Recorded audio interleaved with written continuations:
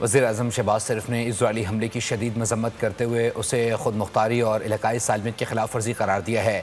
Doha میں امیر قطر شیخ تمیم بن حمد ال ثانی سے ملاقات کی، کہا پاکستان قطر کے ساتھ ہے اور بلا جواز جارحیت کے خلاف مکمل یکجہتی کا اظہار کرتا ہے۔ انہوں نے غزہ میں امن کے لیے قطر کے ثالثی کردار کو سراہا۔ اماراتی صدر دوحہ میں موجود ہیں جبکہ سعودی ولی عہد کا دورہ بھی متوقع ہے۔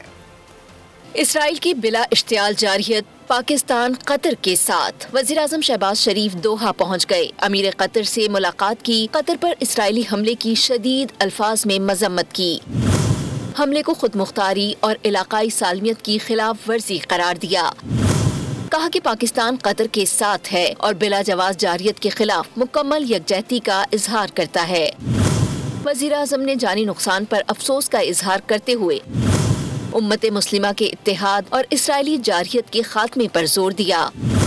انہوں نے غزہ میں امن کے لیے قطر کے ثالثی کے کردار کو سراہا۔ وزیر اعظم نے 15 ستمبر کو قطر میں غیر معمولی عرب اسلامی سربراہی اجلاس کی میزبانی کا خیر مقدم کیا۔ اسرائیلی حملے کے بعد قطر خطے کی سفارتکاری کا مرکز بن گیا۔ اماراتی صدر دوحہ میں موجود ہیں جبکہ سعودی ولی عہد کا دورہ بھی متوقع ہے۔